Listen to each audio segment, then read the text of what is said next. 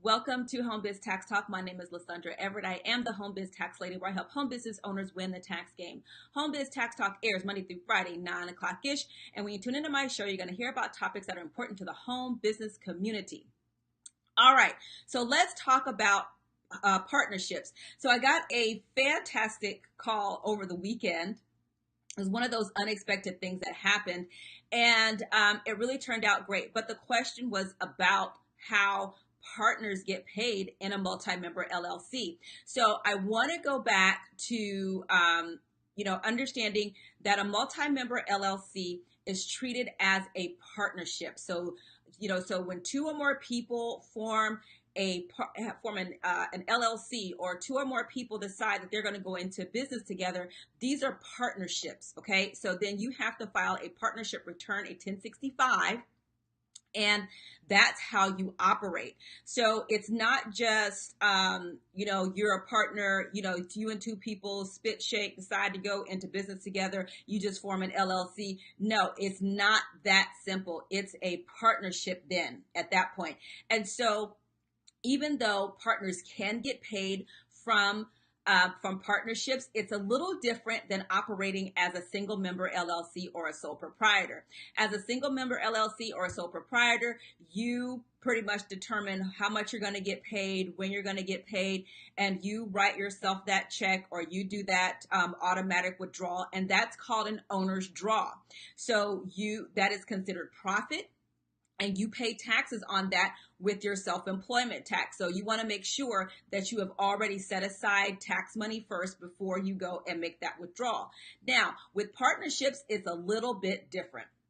So the first thing is that with a partnership is that partners share in profits and losses, and what that share is depends on what you've agreed upon, right?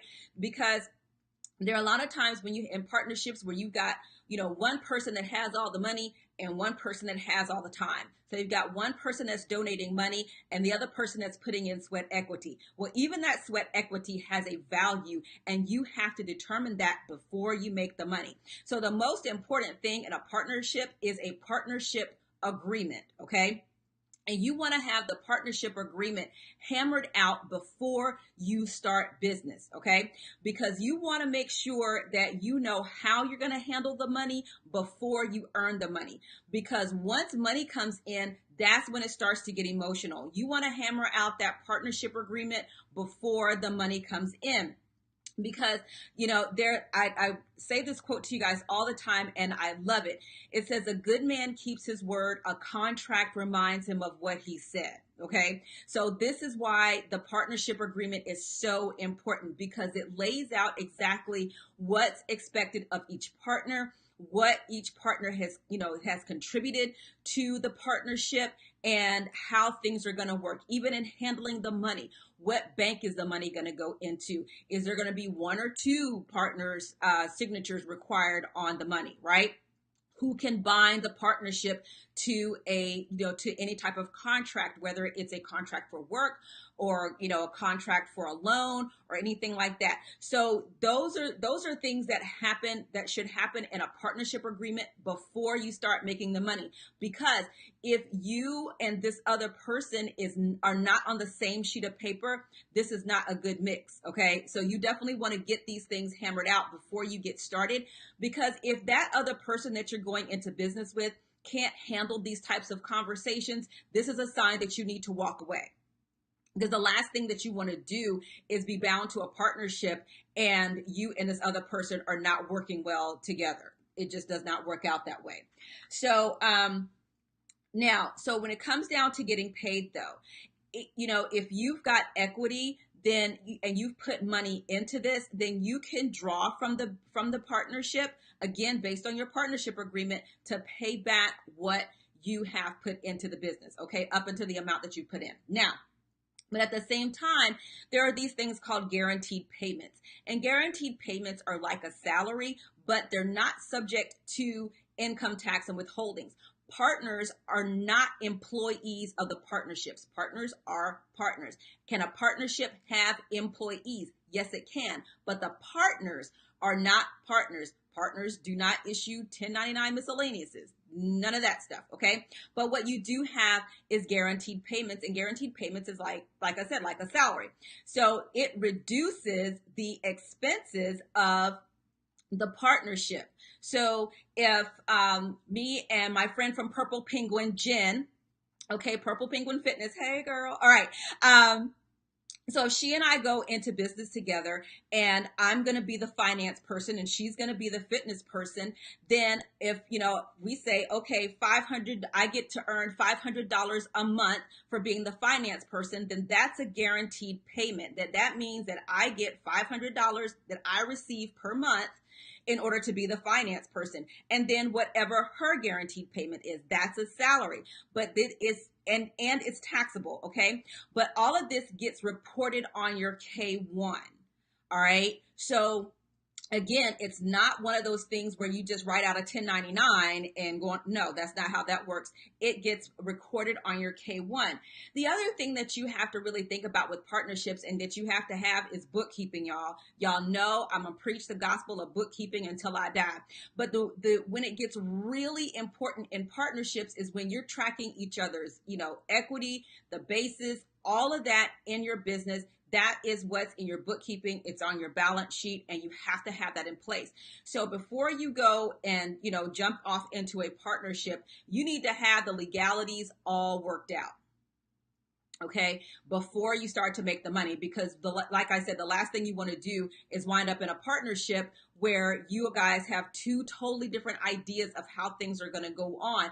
And then when things start to get emotional, if you have a partnership agreement in place that you all have, sat down when it was just two people talking, no emotions involved and all of that, then you can go back to this partnership agreement and say, this is what we said we were going to do. And this is what you agreed upon. Now, can you adjust and alter your partnership agreement? Absolutely. But still people have to agree. And especially if you've got a 2-person partnership, you have to figure out how you're going to solve disagreements when you two don't agree. How are you going to solve the problem? How, if you guys are 50-50 and you have equal say, then what is going to be the tiebreaker? What is going to be the method that you solve your disputes? Are you going to hire a third party to consult with in order to solve this problem? And trust me, prayer and supplication is not the answer to this question. You need to have a way for you to solve a dispute when both of you have different ideas of how the business is going to move forward.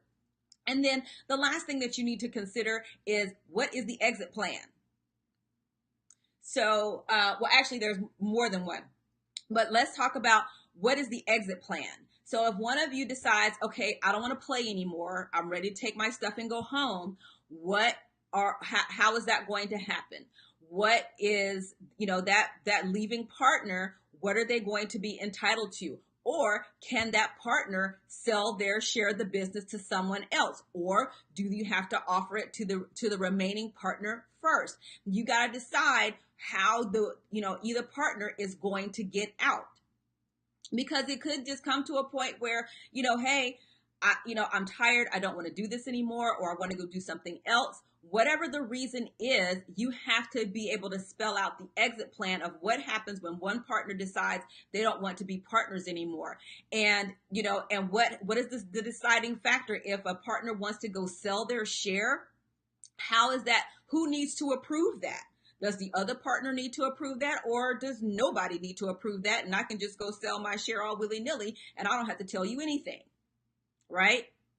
So, and the last thing is, and I forgot to add this one before the exit plan, but, in bringing in other partners, who is going to decide, or how will you decide if you're going to bring on another partner?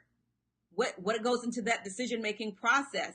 Is it that one person gets to say, okay, well, me and Jen are in business together, and so now we're going to go, I'm going to bring Dale Shawn in because I just think she'd be a fabulous partner, and Jen has nothing to say about it, right? So you have to determine, how you're going to add other partners if you choose to do that.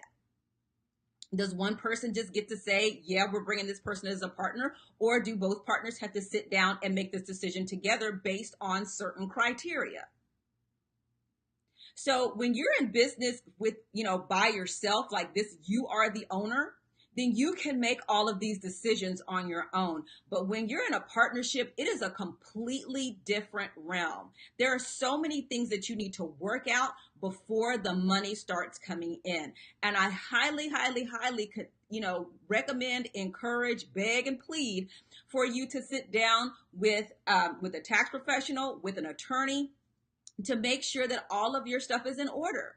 Because, it's easy to walk away when there's no money on the line. But when you've got money coming in and you start bossing out and then you start fighting over money and you have nothing in place to guide you, that's when you have problems and folks wind up in court and then you wind up losing all the money you made anyway. Okay, so get the partnership agreement done first before you go forming an LLC or whatever. You just go sit down and figure out how you're going to do business first. Who's going to be responsible for what? Is one going to be a salesperson? The other one going to be the operations person? Who's going to handle the bookkeeping? Who's going to be the tax partner? Who's going to, manage the administration? Who's going to manage what? And how are you going to do this? Are you going to outsource to certain people? Are you going to hire an attorney? Where are you going to bank? All of those details need to be worked out instead of just, we just fly by the seat of our pants and figure it out as we go. You can kind of do that as a sole proprietor because it's just you on the line. But when you have partners, absolutely not. You can't just do that unless your partners are really just that silent partners and they just let you do whatever you want to do and they just give you money. Then those are more like investors than they are partners. So partnerships, in order for you to pay yourself in a partnership, you're either getting a return on the equity on the money that you put in, or you have guaranteed payments. But understand that you are supposed to get a K-1 that you report on your taxes. Oh, partnership taxes are due in March. March 15th is the deadline for partnership taxes, not April. Okay, make sure you get that right. Partnerships and S-corps are due in March, not April. So that's kind of like the quick and dirty on partnerships. But if you can get the partnership agreement handled and you get that all figured out, then everything else is minor. It's usually the partnership agreement that causes people the most heartburn because people have different ideas and different ways of doing business. And if you can't come to an agreement, it's best just to walk away before, like I said, before the money comes in. Okay. So that's it for today's episode of Home Biz Tax Talk. Again, we air Monday through Friday, 9 o'clock-ish, and you can come right here to get your questions answered about your home business taxes. All right. Have a great day, and I'll see you next time. Bye.